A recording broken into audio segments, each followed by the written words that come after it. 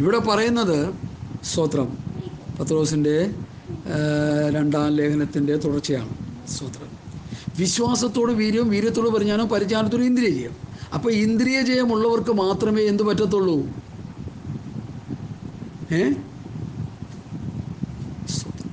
ദൈവരാജ്യത്തിൻ്റെ അംശികളാകാൻ പറ്റത്തുള്ളൂ. ഇന്ദ്രിയ ജയം കൊണ്ട്, ഇപ്പം പഞ്ചേന്ദ്രിയം കൊണ്ട് നമ്മൾ പാപം ചെയ്യുന്നു, പഞ്ചേന്ദ്രിയങ്ങൾ കൊണ്ട് നമ്മൾ ദൈവത്തെ ആരാധിക്കുന്നു. അപ്പം പഞ്ചേന്ദ്രിയങ്ങളെ ദൈവവചന വ്യവസ്ഥ പ്രകാരം അതിനെ രൂപപ്പെടുത്തിയെടുത്ത് പാപം ചെയ്യുന്ന കണ്ണാണെങ്കിൽ പാപം ചെയ്യാത്ത കണ്ണാക്കി മാറ്റണം. പാപം ചെയ്യുന്ന കൈകളാണെങ്കിൽ പാപം ചെയ്യാത്ത കൈയാക്കി മാറ്റണം. പാപം പറയുന്ന നാവുകളാണെങ്കിൽ അതിനെ പാപം പറയാത്ത നാവുകളാക്കി നമ്മൾ രൂപാന്തരപ്പെടുത്തിയെടുക്കണം. അതിന് ഉപദേശം കൊണ്ടേ നമുക്ക് പറ്റത്തുള്ളൂ.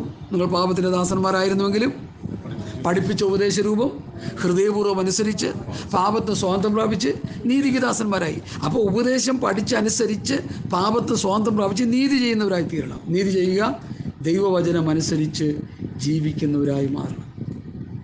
അപ്പോൾ പരിജ്ഞാനത്തോട് ഇന്ദ്രിയ ജയം. ഇനി അടുത്ത് ഇന്ദ്രിയ ജയത്തോട് സ്ഥിരത, പേഷ്യൻസ്.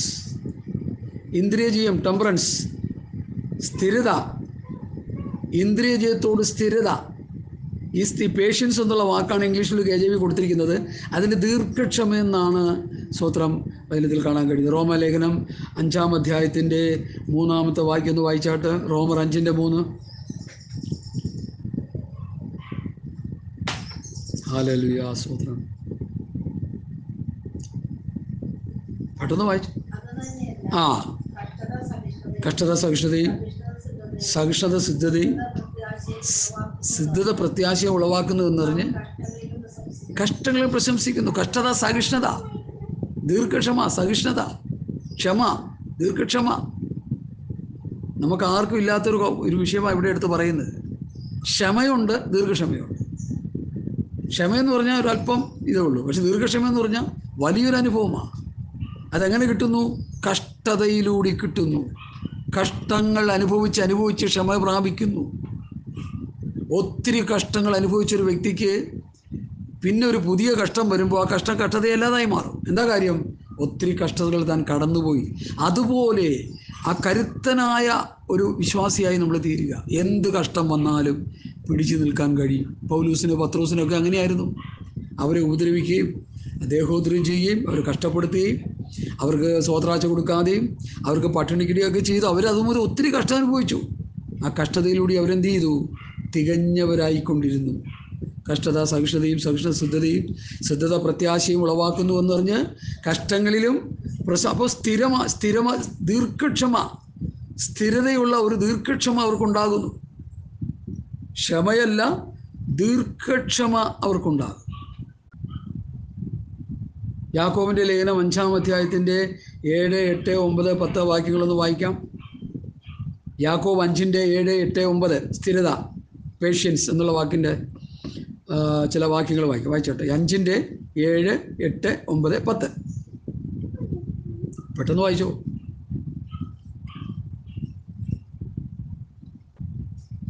കിട്ടിയില്ല. 7, 8, 9, 10.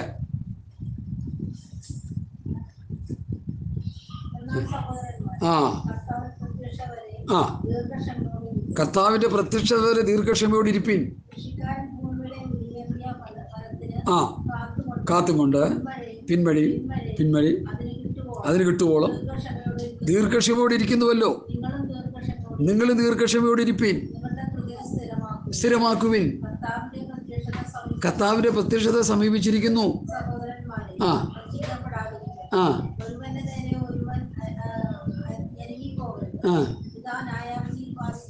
നിൽക്കുന്നു. സഹോദരന്മാരെ, കഷ്ടാനുഭവത്തിനും ദീർഘക്ഷമയ്ക്കും ദൃഷ്ടാന്തമായി മതി. കർത്താവിൻ്റെ നാമത്തിൽ സംസാരിച്ച പ്രവാചകന്മാരെ കഷ്ടാനുഭവത്തിനും ദീർഘക്ഷമയ്ക്കും ദൃഷ്ടാന്തമായി വിചാരിച്ചുകൊള്ളുവിൻ. ദീർഘക്ഷമയോടിരിക്കുക. കൃഷിക്കാരൻ ഭൂമിയുടെ വിളവ് കിട്ടാൻ വേണ്ടി കൃഷി ഇറക്കിയിട്ട് 6 മാസം കൂടുമ്പോഴേ കൃഷി കിട്ടാൻ പറ്റും. 2 മാസം കൂടുമ്പോൾ കിട്ടുമെന്ന് നടക്കുമോ? അതിനൊരു സമയമുണ്ട്. കർത്താവിൻ്റെ വരവിനൊരു സമയമുണ്ട്. ആ സമയം വിശുദ്ധ പ്രവാചകന്മാർ മുൻപറഞ്ഞ വചനങ്ങളാണ് അതിന് തെളിവുകളെന്ന് പറഞ്ഞാൽ കർത്താവ് ഇന്ന ദിവസം വരുമെന്നൊന്നും പറഞ്ഞിട്ടില്ല.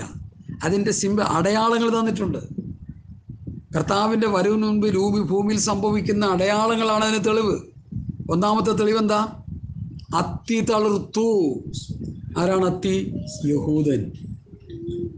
2000 വർഷങ്ങളായി ചിതറിക്കിടന്ന യഹൂദൻ, കഷ്ടത അനുഭവിച്ച യഹൂദൻ, ക്രൂരമായ പീഡകൾ അനുഭവിച്ച യഹൂദൻ മടങ്ങി വന്ന് യഥാസ്ഥാനപ്പെട്ടു തളിർത്ത് നിൽക്കുകയാണ്. 56 ഇസ്ലാമിക രാഷ്ട്രങ്ങൾ അവരെ അടിച്ചിട്ടും അവർ തകരാതെ നിൽക്കുന്നതിൻ്റെ കാര്യം അവർ തളിർത്ത് നിൽക്കുകയാണ്. തളിർപ്പെന്ന് പറഞ്ഞാൽ അതിൻ്റെ അർത്ഥം എന്താ? ഇളം അനുഭവം, നല്ല പവർഫുള്ളായിട്ടുള്ള അനുഭവത്തിൽ നിൽക്കുക.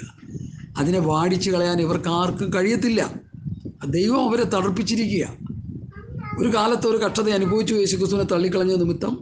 എന്നാൽ ഇപ്പോൾ അവർ മടങ്ങി വന്നു, യഥാസ്ഥാനപ്പെട്ടു. ഇനി മഹോദര കാലത്തിൽ ഘോരമായൊരു യുദ്ധത്തിലൂടെ അവരെ ദൈവം പിന്നെയും മടക്കി വരുത്തും, കുത്തിയോങ്കിലേക്ക് നോക്കുവാൻ വേണ്ടി. ആ യുദ്ധത്തിൻ്റെ ഒരു നാന്ദിയായിട്ടാണ് ഇന്ന് കാണുന്ന യുദ്ധങ്ങളെന്ന് വേദപണ്ഡിതന്മാർ പറയുന്നു. അപ്പോൾ ഇവിടെ ദീർഘക്ഷമയോടിരിക്കുക. ഹല്ലേലൂയ, സ്തോത്രം. സ്ഥിരത, ദീർഘക്ഷമ. നമ്മൾ എന്തിനു വേണ്ടിയാണ് ദീർഘക്ഷമയോടെ ഇരിക്കേണ്ടത്? കർത്താവിൻ്റെ വരവിന് വേണ്ടി. എനിക്ക് എൻ്റെ ഓർമ്മ ശരിയെങ്കിൽ ഉത്തര കൊറിയയിലല്ല, സൗത്ത് കൊറിയയിലാണെന്ന് തോന്നുന്നു. കർത്താവിൻ്റെ വരവ് ഉണ്ടെന്നും പറഞ്ഞു എങ്ങാണ്ടും കിടന്നൊരു പന്ന ഉപദേശി ദൂത് പറഞ്ഞ് അതെല്ലാം കൂടി കേട്ട് ഒരു 10,000-2,000 പേര് ഒരു വലിയ കെട്ടിടത്തിൻ്റെ മുകളിൽ കയറി നിന്ന് കർത്താവ് വരുമെന്ന് പറഞ്ഞ് അവസാനം എല്ലാം കൂടി തീ കൊളുത്തി ആത്മഹത്യ ചെയ്ത ചരിത്രത്തിൽ നഗ്നമായിട്ട് ഇപ്പോഴും കിടപ്പുണ്ട്. അതുപോലെ പല സന്ദർഭങ്ങളിൽ പല രാജ്യങ്ങളിലും പലരും ഒക്കെ ചെയ്തിട്ടുണ്ട്. നമ്മുടെ കേരളക്കരയിലും കർത്താവ് വരുമെന്ന് പറഞ്ഞ ദുരുപദേശിമാരുണ്ട്. സ്തോത്രം. അപ്പോൾ ഇവിടെ പത്രോസ് പറയുന്നത് നമ്മൾ കർത്താവിൻ്റെ വരവിന് വേണ്ടി ദീർഘക്ഷമയോടെ കാത്തിരിക്കണം. അതിനെന്ത് വേണം? ഇന്ദ്രിയ ജയത്തോട് സ്ഥിരത വേണം, പേഷ്യൻസ് വേണം, ദീർഘക്ഷമ വേണം. എടുത്തു ചാടരുത്, ഒരു കാര്യത്തിനും എടുത്തു ചാടരുത്. എടുത്തു ചാടിയാൽ കുടിച്ചയാകും, പഴമൊഴി. ഒരു കാര്യത്തിനും ദൈവമക്കൾ എടുത്ത് ചാടരുത്. എല്ലാം ആലോചിച്ചും ചിന്തിച്ചും പ്രാർത്ഥിച്ചും ദൈവഹിതം ആരാഞ്ഞും ചെയ്യണമെന്ന് ഞാൻ നിങ്ങളെ ബുദ്ധി ഉപദേശിക്കുക. ഇല്ലെങ്കിൽ എന്തോ പറ്റും? വലിയ അപകടത്തിൽ ചെന്ന് ചാരാനിടയായിത്തീരും. അപ്പോൾ വിശ്വാസത്തോട് പരിജ്ഞാനത്തോട് ഇന്ദ്രിയത്തോട് സ്ഥിരതയോട് ഭക്തി. ഇനി അടുത്ത് ഭക്തി. സ്തോത്രം. 1, 2, 3, 4 5ാമത്തെ വിഷയത്തിലേക്ക് നമ്മൾ വന്നിരിക്കുക. ഭക്തി എന്ന് പറഞ്ഞാൽ ഗോഡ്ലിനെസ്, ദൈവിക സ്വഭാവം നമ്മളിലുണ്ടാകണം. ഇന്ദ്രിയ ജയത്തോട് ചേർത്ത് പഠിക്കാൻ ഭക്തി. സ്തോത്രം. ഭക്തി എന്ന് പറഞ്ഞാൽ എന്താ? എഫേസ്യ ലേഖനം 4-ാം അധ്യായത്തിൻ്റെ 20 വാക്യങ്ങൾ വായിക്കാം. 4:20 മുതൽ. ഇതൊക്കെ കറക്റ്റ് വാക്യങ്ങളാണ്. ഈ വാക്യങ്ങളൊക്കെ എഴുതിയിട്ട് പഠിച്ചാൽ വളരെ പ്രയോജനമാണ്. സ്തോത്രം. വായിച്ചോട്ടെ, ഇത്രയും സമയം കൊടുക്കാം. 4:20 മുതൽ. ഇത് ഞാനിപ്പോൾ അങ്ങ് വായിക്കാം, എനിക്ക് സെക്കൻഡ് മതി വായിക്കാൻ. അവനെക്കുറിച്ച് കേട്ട് ലഭിച്ചുവെങ്കിൽ ഇങ്ങനെയല്ല പഠിച്ചത്. മുമ്പിലത്തെ നടപ്പ് സംബന്ധിച്ച് ചതിമോഹങ്ങളാൽ വഷളായി പോകുന്ന പഴയ മനുഷ്യനെ ഉപേക്ഷിച്ച് നിങ്ങളുടെ ഉള്ളിലെ ആത്മാവ് സംബന്ധമായി പുതുക്കം പ്രാപിച്ച് സത്യത്തിൻ്റെ ഫലമായ നീതിയിലും വിശുദ്ധിയിലും ദൈവാനുരൂപമായി സൃഷ്ടിക്കപ്പെട്ട പുതിയ മനുഷ്യനെ ധരിച്ചുകൊള്ളുവി. ശ്രദ്ധിച്ച് കേൾക്കണേ. ദൈവാനുരൂപമായി സൃഷ്ടിക്കപ്പെട്ട പുതിയ മനുഷ്യൻ. ദൈവാനുരൂപം എന്ന് പറഞ്ഞാൽ എന്താ? ദൈവത്തിൻ്റെ സ്വരൂപം, ദൈവത്തിൻ്റെ സ്വഭാവം. ഇപ്പോൾ ഗോഡ്ലിനെസ് എന്ന് പറഞ്ഞാൽ അതിൻ്റെ അർത്ഥം ദൈവിക സ്വഭാവം എന്നാ. ദൈവിക സ്വഭാവം എന്ന് പറഞ്ഞാൽ ദൈവത്തിൻ്റെ സ്വഭാവം. അത് ആദ്യം പാസ്റ്റർമാർക്കുണ്ടാകണം. ഉണ്ടായാലല്ലേ വിശ്വാസികളെ പഠിപ്പിക്കാൻ പറ്റൂ. ഇവിടെ പൗലോസ് പഠിപ്പിക്കുന്നത് സ്തോത്രം. ഏതുകൊണ്ട് നമ്മൾ വായിച്ചത്? എല്ലാറ്റിനും നിങ്ങളോ ക്രിസ്തുവിൽ സത്യമുള്ളതുപോലെ അവനെക്കുറിച്ച് കേട്ട്. അപ്പോൾ യേശു ക്രിസ്തുവിനെ കുറിച്ച് നമ്മൾ കേട്ടു, അവനിൽ ഉപദേശം ലഭിച്ചുവെങ്കിൽ. ക്രിസ്തുവിനെ കുറിച്ച് ഇങ്ങനെയല്ല പഠിച്ചത്. മുമ്പിലത്തെ നടപ്പ് സംബന്ധിച്ച് ചതിമോഹങ്ങളാൽ വഷളായി പോകുന്ന അപ്പോൾ പഴയ മനുഷ്യനെ ഉപേക്ഷിച്ചിട്ട് ഒരു പുതിയ മനുഷ്യനാകണം. ആ പുതിയ മനുഷ്യൻ്റെ സ്വഭാവം എങ്ങനെയുള്ള സ്വഭാവമാണ്? ക്രിസ്തുവിൻ്റെ സ്വഭാവമായിരിക്കണം. ക്രിസ്തുവിൻ്റെ സ്വഭാവം എന്താ? അതാ ഇവിടെ എടുത്ത് പറയുന്നത്. നിങ്ങളുടെ ഉള്ളിലെ ആത്മാവ് സംബന്ധമായി പുതുക്കം പ്രാപിച്ച് സത്യത്തിൻ്റെ ഫലമായ നീതിയിലും വിശുദ്ധിയിലും ദൈവാനുരൂപമായി സൃഷ്ടിക്കപ്പെട്ട പുതിയ മനുഷ്യൻ. അപ്പോൾ ഈ പുതിയ മനുഷ്യൻ എങ്ങനെ സൃഷ്ടിക്കപ്പെട്ടു? ദൈവാനുരൂപമായി, ദൈവത്തിൻ്റെ രൂപമായി. യേശുക്രിസ്തുവിനെ കുറിച്ച് പഠിക്കുന്നത്, യേശുക്രിസ്തുവിനെ കണ്ടാൽ പിതാവിനെ കാണണ്ടെന്നാണ് പറയുന്നത്. നിങ്ങളെ കണ്ടവൻ എന്നെയും, എന്നെ കണ്ടവൻ എൻ്റെ പിതാവിനെ കണ്ടിരിക്കുന്നു. അപ്പോൾ യേശുക്രിസ്തുവിൻ്റെ സ്വഭാവത്തിൽ നമ്മൾ വരണം. പിതാവിൻ്റെ സ്വഭാവത്തിൽ നമുക്ക് വരാൻ പറ്റത്തില്ല. കാരണം പിതാവിനെ ആരെങ്കിലും കണ്ടാൽ ദഹിച്ചു പോകും. അതുകൊണ്ട് യേശുക്രിസ്തുവിൻ്റെ ഒരു മനുഷ്യ വേഷത്തിൽ ദൈവം വന്നത്, അതൊക്കെ ഒരു വലിയ മർമ്മങ്ങളാണ്. യേശുക്രിസ്തുവിൻ്റെ ദൈവത്വത്തെ നിഷേധിക്കുന്ന ദുരുപദേശകന്മാർ കുമിളപോലെ മുളച്ചു വന്നുകൊണ്ടിരിക്കുകയാണ്. കർത്താവ് പറയും, ഒരൊറ്റ വാക്യം മതി, എന്നെ കണ്ടവൻ പിതാവിനെ കണ്ടിരിക്കുന്നു, ഞാനും പിതാവും ഒന്നത്രേ. കണ്ടോ? സൃഷ്ടിപ്പിങ്കൽ കുറിച്ച് പഠിക്കുമ്പോൾ യോഹന്നാൻ്റെ സുവിശേഷം ഉണ്ടായതും എല്ലാം അവൻ മുഖാന്തരമുളവായി, യേശുക്രിസ്തു മുഖാന്തരമുളവായി. പഴയ നിയമത്തിലും പുതിയ നിയമത്തിലും ഒത്തിരി വാക്യങ്ങളുണ്ട്. എൻ്റെ വിഷയം അതല്ലാത്തതുകൊണ്ട് ഞാൻ അങ്ങോട്ട് പോകുന്നില്ല. ഇവിടെ പറയുന്നത്, പഴയ മനുഷ്യനെ ഉപേക്ഷിച്ച് നിങ്ങളുടെ ഉള്ളിലെ ആത്മാവ് സംബന്ധമായി പുതുക്കം പ്രാപിച്ച് സത്യത്തിൻ്റെ ഫലമായ നീതിയിലും വിശുദ്ധിയിലും ദൈവാനുരൂപമായി സൃഷ്ടിക്കപ്പെട്ട പുതുമനുഷ്യനെ ധരിച്ചുകൊള്ളുവീൻ. പുതിയ മനുഷ്യനെ ധരിച്ചുകൊള്ളുവീൻ. പുതുമനുഷ്യനെ ധരിക്കുക. ആ പുതിയ മനുഷ്യൻ എങ്ങനെയുള്ളവരായിരിക്കണം? ദൈവാനുരൂപമായി സൃഷ്ടിക്കപ്പെട്ട പുതിയ മനുഷ്യൻ. ദൈവാനുരൂപമായി സൃഷ്ടിക്കപ്പെട്ടതെന്ന് പറഞ്ഞാൽ ദൈവത്തിൻ്റെ രൂപവും ദൈവത്തിൻ്റെ സ്വഭാവവും ദൈവത്തിൻ്റെ എല്ലാ ക്വാളിറ്റിയും അവനുണ്ടായിരിക്കണം. കർത്താവിൻ്റെ സ്വഭാവം, 5 സ്വഭാവങ്ങളെക്കുറിച്ച് അപ്പോസ്തലന്മാർ പഠിപ്പിക്കുന്നുണ്ട്. സത്യം, നീതി, പരിജ്ഞാനം, വിശുദ്ധി, സ്നേഹം. ആദ്യമായ 5 സ്വഭാവ ഗുണങ്ങൾ ഈ പുതിയ മനുഷ്യനെന്ന് പറഞ്ഞ വിശ്വാസിയിൽ ഉണ്ടായിരിക്കണം. അതാ ദൈവവചനം പറയുന്നത്. ഗോഡിനെസ് എന്ന് പറഞ്ഞാൽ ദൈവിക സ്വഭാവം, ക്രിസ്തുവിൻ്റെ സ്വഭാവം. വിശ്വാസത്തോട് വീര്യം, വീര്യത്തോട് പരിജ്ഞാനം, പരിജ്ഞാനത്തോട് ഇന്ദ്രിയം, ഇന്ദ്രിയത്തോട് സ്ഥിരത, സ്ഥിരതയോട് ഭക്തി, ഭക്തിയോട് സഹോദരം. ഇപ്പോൾ ഭക്തിയിലായപ്പോൾ നിൽക്കുന്നത് ക്രിസ്തുവിൻ്റെ സ്വഭാവമുള്ളവരായി തീരണം. അത് എഫേസ്യ ലേഖനം 4:20 മുതൽ 25 വരെ നമ്മൾ വായിച്ചത്. 1 കൊരിന്ത്യർ 2:16 നാം ക്രിസ്തുവിൻ്റെ മനസ്സുള്ളവരാകുന്നു. 2 പത്രോസ് 1:4 എന്താ എഴുതിയിരിക്കുന്നത്? അവൻ നമുക്ക് വിലയേറിയതും അതിമഹത്വമായ വാഗ്ദത്തങ്ങൾ നൽകിയിരിക്കുന്നു. ഇവയാൽ നിങ്ങൾ ലോകത്തിൻ മോഹത്താലുള്ള നാശം വിട്ടൊഴിഞ്ഞ് ദിവ്യ സ്വഭാവത്തിന് കൂട്ടാളികളായി തീരും. കർത്താവിൻ്റെ ദിവ്യ സ്വഭാവത്തിന് നമ്മൾ കൂട്ടാളികളാകണം. Partakers of divine nature. ക്രിസ്തുവിൻ്റെ സ്വഭാവത്തിൻ്റെ ഒരു പാർട്ണർഷിപ്പ് ആരെങ്കിലുമൊക്കെ പറയാറുണ്ട്. സ്തോത്രം. അധ്വാനിക്കുന്നവരും ഭാരം ചുമക്കുന്നവരും അയൽവരും എന്നുള്ള വാക്യം തന്നെ എടുത്ത് പഠിക്കുമ്പോൾ, കർത്താവ് ഒരു കാളയ്ക്ക് ഒരു കാളയെ കെട്ടാൻ വേണ്ടിയുള്ള കാളവണ്ടിക്ക് 2 നുകമുണ്ട്. അതിലൊന്ന് കർത്താവിനെയും ഒന്ന് കാളയെയും. സ്തോത്രം. 2 കാളയെ കെട്ടുന്ന സ്ഥലത്ത് അത് വചനം പഠിപ്പിക്കുമ്പോൾ ഒന്ന് നമ്മളും ഒന്ന് അപ്പുറത്ത് കർത്താവുമാണ്. അപ്പം നമ്മുടെ നുകം കർത്താവ് ചുമക്കുക. 2 പേരും ഒരുപോലെയാണ് ചുമന്നുകൊണ്ട് പോകുന്നത്. നമ്മുടെ ഭാരങ്ങളെല്ലാം കൂടി നമുക്ക് ചുമക്കാൻ തുടങ്ങിയാൽ നമ്മൾ ചത്തുപോകും. അതുകൊണ്ടാണ് കർത്താവ് പറയുന്നത്, അധ്വാനിക്കുന്നവരും ഭാരം ചുമക്കും നിങ്ങളെല്ലാവരും എൻ്റെ അടുക്കും, ഞാൻ നിങ്ങളെ ആശ്വസിപ്പിക്കാം. നമ്മുടെ നുകം, നമ്മുടെ ഭാരം, നമ്മുടെ വെയിറ്റ് ചുമക്കാൻ കർത്താവിന് കഴിയും. നമ്മുടെ ജീവിതഭാരങ്ങൾ ചുമക്കാൻ കർത്താവിന് കഴിയും. സ്തോത്രം. അതുപോലൊരു പഠനമാണ് ക്രിസ്തുവിൻ്റെ ദിവ്യ സ്വഭാവത്തിന് നമ്മൾ കൂട്ടാളികളായി തീരണം. എന്നാലേ നമ്മൾ സ്വർഗത്ത് പോകുള്ളൂ. പത്രോസ് തറപ്പിച്ച് പഠിപ്പിക്കുക. സ്ഥിരതയോട് ഭക്തി, ഭക്തിയോട് സഹോദരപ്രീതി. 7ാമത്തെ പോയിന്റിലേക്ക് 7 സ്നേഹമാണ്. സഹോദരപ്രീതി, ബ്രദർലി കൈൻഡ്നസ്. ജെയിംസ് യാക്കോബിൻ്റെ ലേഖനം 2-ാം അധ്യായത്തിൻ്റെ 8-ാം വാക്യവും 14 തൊട്ട് 16 വരെയുള്ള വാക്യവും വായിച്ച്, ആ വായിച്ചാലേ നടക്കുള്ളൂ കാര്യം. യാക്കോബ് 2:8, 14 തൊട്ട് 16.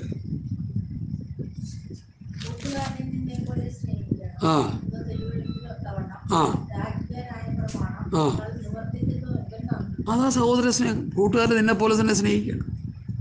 ഒരു കൂട്ടു സഹോദരൻ എന്തെങ്കിലും ഒരു ആവശ്യം വന്നാൽ നമ്മൾ എന്ത് ചെയ്യണം? സഹായിക്കണം, നമ്മളെപ്പോലെ സ്നേഹിക്കണം. ഒരു വിശ്വാസിയായ സഹോദരൻ വന്നൊരു കഷ്ടത പറയുമ്പോൾ നമ്മുടെ വിഷയം പോലെ അത് ഏറ്റെടുത്ത് ചെയ്യണം, എന്നാലേ കൂട്ടുകാരനാവുന്നുള്ളൂ. ന്യായപ്രമാണം മുഴുവനും അടങ്ങിയിരിക്കുന്ന കൽപ്പന ഏതെന്ന് ചോദിച്ചപ്പോൾ കർത്താവ് പറഞ്ഞത് ഇതാണ്: നിന്റെ ദൈവമായ കർത്താവിനെ പൂർണ്ണ ഹൃദയത്തോടും പൂർണ്ണാത്മാവോടും പൂർണ്ണ ശക്തിയോടും കൂടി സ്നേഹിക്കുക എന്നുള്ളതും നിന്റെ കൂട്ടുകാരനെ നിന്നെപ്പോലെ തന്നെ സ്നേഹിക്കണമെന്നുള്ള ഏകവാക്യത്തിൽ ന്യായപ്രമാണം മുഴുവനും അടങ്ങിയിരിക്കും. ഈ 2 കൽപ്പനകളാണ് ന്യായപ്രമാണം മുഴുവനാണ്. നമ്മൾ ന്യായപ്രമാണം അനുഷ്ഠിക്കാൻ പോകണ്ട, ഈ 2 കൽപ്പന അനുസരിച്ചാൽ മതി നമ്മൾ ന്യായപ്രമാണം അനുസരിക്കുന്നവരായി തീർന്നു എന്നാണ് കർത്താവ് പഠിപ്പിച്ചത്. അത് വലിയൊരു ആത്മീയ മർമ്മമാണ്. ഇവിടെ സഹോദരനെ എന്ത് ചെയ്യണം? നമ്മൾ ലാഭോളം പിന്നെ അതിൻ്റെ 14 മുതൽ വായിച്ചാട്ട്. 2:14 മുതൽ ഞാനങ്ങ് വായിക്കാം. സഹോദരന്മാരെ, പറയുകയും ചെയ്താൽ അല്ലേ പ്രാപിക്കുമോ? ആ ആയിരിക്കെ തീ കായികയും അല്ലാതെ ഉപകാരം എന്ത്? ആ നിർജീവമാകുന്നു. ആ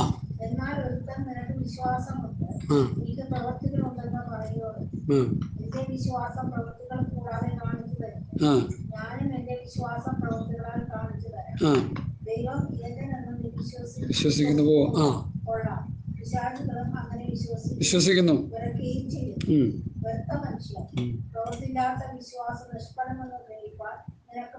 മതി. പ്രവൃത്തിയില്ലാത്ത വിശ്വാസം നിർജീവമെന്ന് ഗ്രഹിപ്പാൻ നിനക്ക് മനസ്സിലാവും.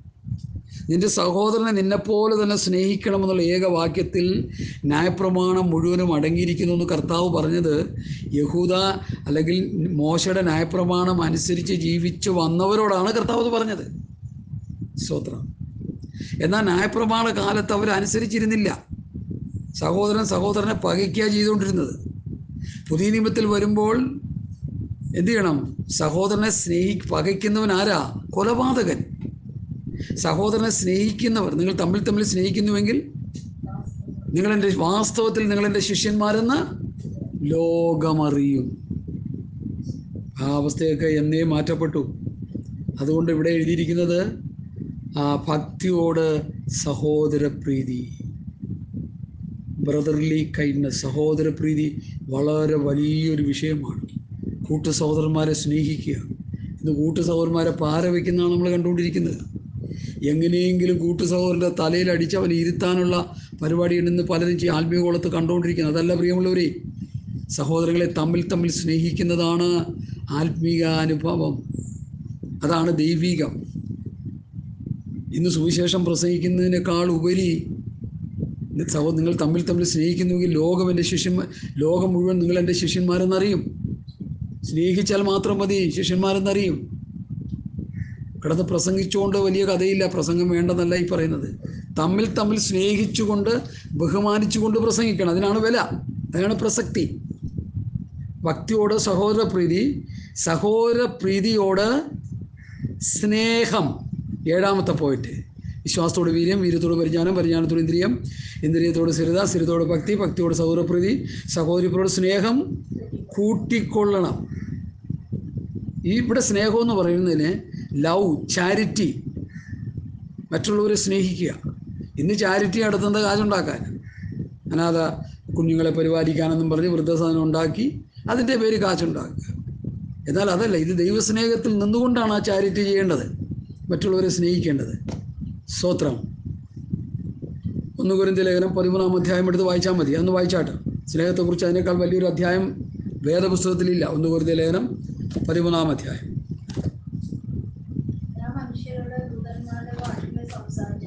ആദ്യം തൊട്ട് അതാണ് എഴുതിയേക്കുന്നത്. 13-ന്റെ 1 മുതൽ. ആ ഞാൻ മനുഷ്യരുടെയും ദൂതന്മാരുടെയും ഭാഷകളിൽ സംസാരിച്ചാലും സ്നേഹമില്ലെങ്കിൽ മുഴങ്ങുന്ന ചെമ്പോ ആ ഉണ്ടായിട്ടും ആ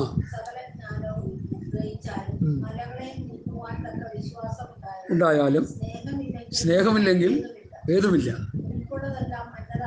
അന്നദാനം ചെയ്താലും ചുടുവാൻ ഏൽപ്പിച്ചാലും ആ ഇല്ല. അടുത്ത് ദീർഘമായി ക്ഷമിക്കുകയും ആ അടുത്ത് സ്പർദ്ധിക്കുന്നില്ല, നിഗളിക്കുന്നില്ല, തീർക്കുന്നില്ല, അയോഗ്യമായി നടക്കുന്നില്ല, സ്വാർത്ഥം അന്വേഷിക്കുന്നില്ല, ദേഷ്യപ്പെടുന്നില്ല, ദോഷം കണക്കിടുന്നില്ല, അനീതിയിൽ സന്തോഷിക്കാതെ സത്യത്തിൽ സന്തോഷിക്കുന്നു, എല്ലാം പൊറുക്കുന്നു, എല്ലാം വിശ്വസിക്കുന്നു, എല്ലാം പ്രത്യാശിക്കുന്നു, എല്ലാം സഹിക്കുന്നു.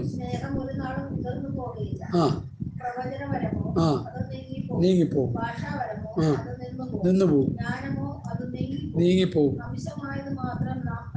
അറിയുന്നു. ആ നീങ്ങിപ്പോവും. ആ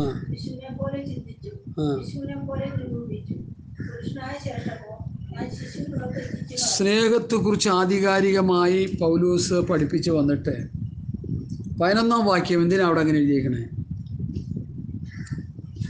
ഞാൻ ശിശുവായിരുന്നപ്പോൾ ശിശുവിനെ പോലെ സംസാരിച്ചു, ശിശുവിനെ പോലെ ചിന്തിച്ചു, ശിശുവിനെ പോലെ നിരൂപിച്ചു. ഇപ്പം ആത്മീയമായി നമ്മളെടുത്ത് പഠിക്കുകയാണ് ഈ എസ്ര എന്ന് പറഞ്ഞൊരു കുഞ്ഞ്. ഈ 4 വയസ്സിൽ ഇവൻ പറയുന്നത് 14 വയസ്സിൽ അവൻ പറയുമോ? എന്താ കാര്യം? അവൻ വളർച്ച പ്രാപിച്ചു. അവൻ ആത്മീയമായി വളർച്ച പ്രാപിക്കുമ്പോൾ ഈ ബാലിശമെല്ലാം കളയും. ഇനി 1 കൊരിന്ത്യർ ലേഖനം 3-ാം അധ്യായത്തിൻ്റെ 1 മുതലുള്ള വാക്യങ്ങളെടുത്ത് വായിച്ചേ. ഇവിടെയെന്ന് വായിച്ചു പോകാൻ സമയം നമ്മുടെ മുൻപിലില്ല. 1 കൊരിന്ത്യർ ലേഖനം 3. എന്താ സഹോദരന്മാരെ, നിങ്ങളോട് എനിക്ക് ആത്മീയരെന്ന പോലെ ആ ജഡീകന്മാരോട് ക്രിസ്തുവിൽ ശിശുക്കളായവരോടെന്ന പോലെ എത്രേ സംസാരിപ്പാൻ കഴിയും. എന്താ കാര്യം? ആ വായിച്ചേ. ഭക്ഷണമല്ല, ആ കഴിവില്ലായിരിക്കും, കഴിവായിട്ടില്ല. ഇന്നും നിങ്ങൾ ജഡീകന്മാരല്ലോ. അവിടെ നിൽക്കട്ടെ. ഇന്നും നിങ്ങൾ ജഡീകന്മാരല്ലോ എന്ന് പറഞ്ഞാൽ എൻ്റെ അർത്ഥം എന്താ?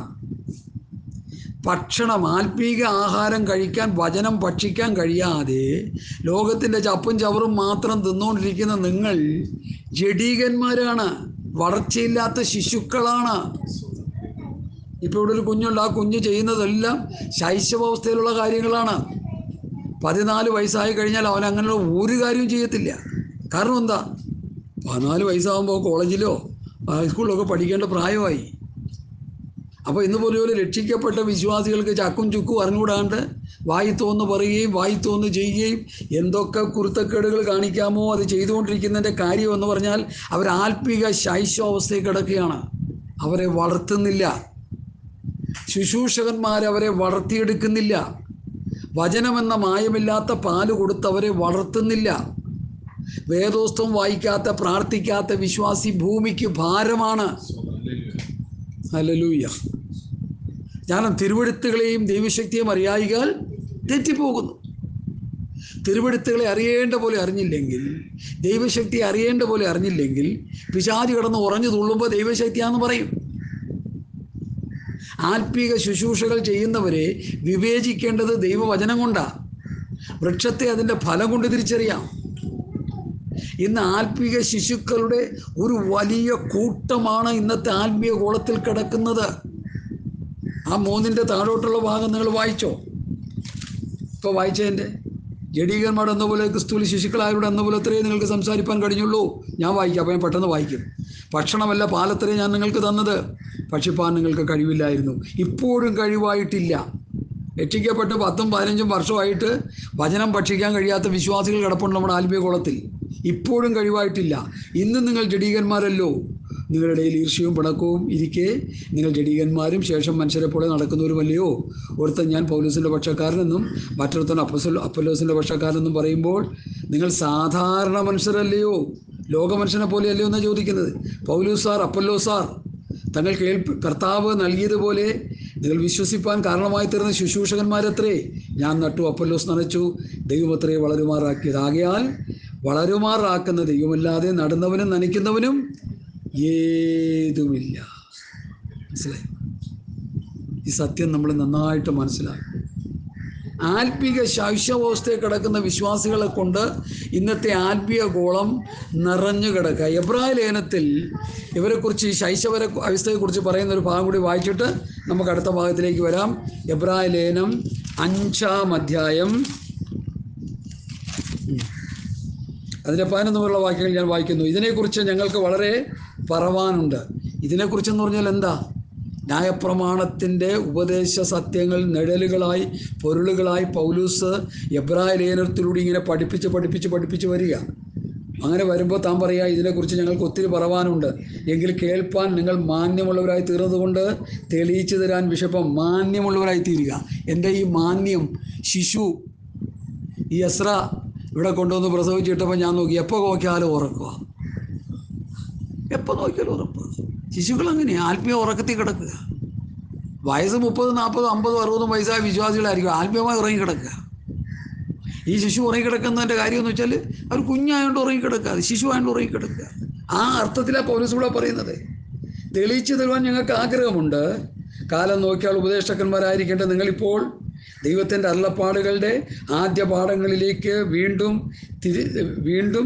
ആദ്യ പാഠങ്ങളെ തന്നെ വീണ്ടും ഉപദേശിച്ചു തരാൻ ആവശ്യമായിരിക്കുന്നു. കട്ടിയായ ആഹാരമല്ല, പാലത്രേ ഞാൻ നിങ്ങൾക്ക് തന്നത്. കട്ടിയായ ആഹാരമോ നീതിയുടെ വചനത്താൽ പരിചയമില്ലാത്തവർക്കല്ല, അവർ ശിശു അത്രേ. കട്ടിയായുള്ള ആഹാരം ആർക്കാണ്? നന്മതിന്മകളെ തിരിച്ചറിയുവാൻ തഴക്കത്താൽ അഭ്യസിച്ച, അടുത്ത പറ, ഇന്ദ്രിയങ്ങളുള്ളവരായി, ഇന്ദ്രിയ ജയമുള്ളവർക്കായി, പ്രായം തികഞ്ഞവർക്കേ പറ്റത്തുള്ളൂ. ആത്മീയ പക്വതയുള്ളവർക്ക് ഈ കട്ടിയായ ആഹാരങ്ങളൊക്കെ അങ്ങോട്ട് ചെല്ലത്തുള്ളൂ. മനസ്സിലായോ? അല്ലെങ്കിൽ ശിശുക്കളായി പോകും. ആത്മീയ ശിശുക്കളായി ഇവിടെ കിടന്നാൽ ശിശുവിനെ ചേർക്കാൻ കർത്താവ് വരുന്നില്ല. പണ്ട് ഞങ്ങളുടെ അപ്പച്ചൻ പറഞ്ഞൊരു ഉപദേശം ഇപ്പോഴും ഓർക്കുന്നുണ്ട്. കർത്താവ് ഇവിടെ നിന്ന് പോയപ്പോൾ എത്ര വയസ്സായി? പോയപ്പോൾ 33 വയസ്സ്.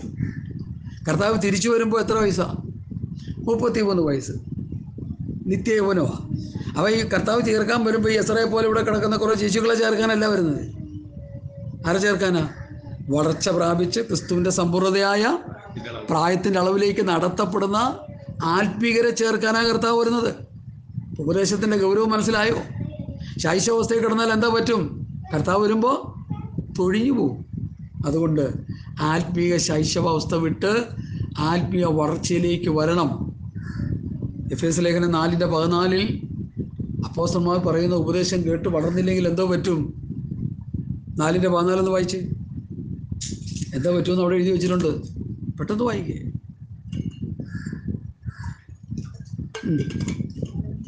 14 ഇത്രയും നേരമൊക്കെ വേണോ വചനം വായിക്കാൻ? ആ ആ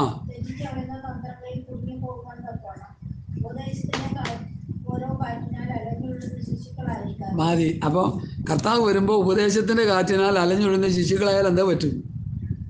ഓരോ പറ. ഇവിടെ കിടക്കുമെന്ന് പിന്നെ കിടന്ന് കയ്യും കാലും അടിച്ചിട്ടൊന്നൊരു കഥയില്ല. എഫേസ്യർ 4:14 മുതൽ ശ്രദ്ധേയമായൊരു പഠനമാണ്. ഞാനത് വായിച്ച് കേൾപ്പിക്കാം. അവൻ ചിലരെ അപ്പോസ്തലന്മാരായി, ചില പ്രവാചകന്മാരായി, ചില സുവിശേഷകന്മാരായി, ഇടയന്മാരായി, ഉപദേഷ്ടാക്കന്മാരായി നിയമിച്ചിരിക്കുന്നു. എന്തിനാണ് നിയമിച്ചത്?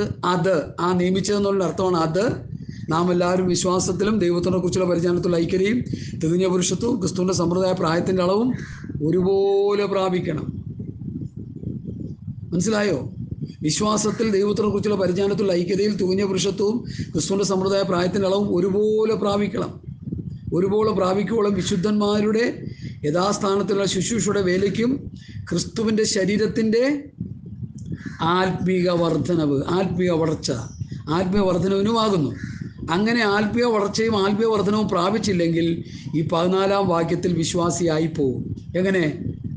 മനുഷ്യരുടെ ചതിയാലും ഉപായത്താലും തെറ്റിച്ച് കളയുന്ന തന്ത്രങ്ങളിൽ കുടുങ്ങിപ്പോകാൻ തക്കവണ്ണം ഉപദേശത്തിൻ്റെ ഓരോ കാറ്റിനാൽ അലഞ്ഞൊഴുന്ന ശിശുക്കളായിരിക്കാതെ. ശിശുക്കളായിപ്പോകും. അങ്ങനെ ശിശുക്കളായിരിക്കാതെ എന്ത് ചെയ്യണം?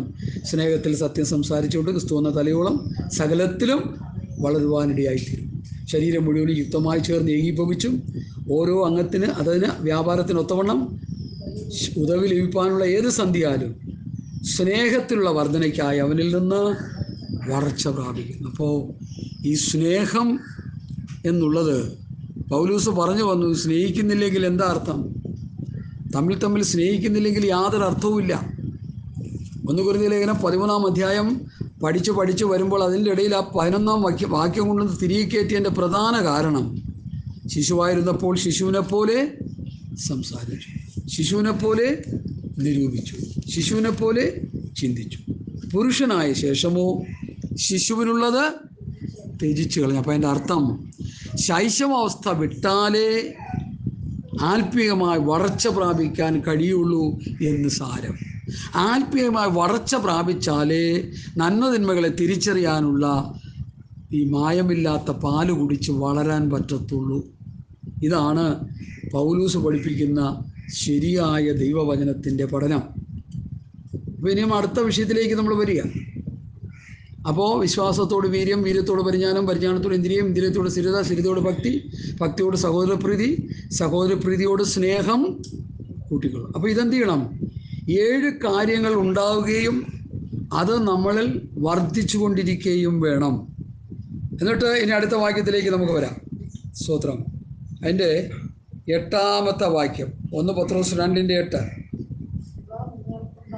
ഇവ നിങ്ങൾക്കുണ്ടായി വർദ്ധിക്കുന്നുവെങ്കിൽ, ഇവയെന്ന് പറഞ്ഞാൽ ഏതാ? ഈ 7 കൂട്ടം കാര്യങ്ങൾ ഉണ്ടായി വർദ്ധിക്കുന്നുവെങ്കിൽ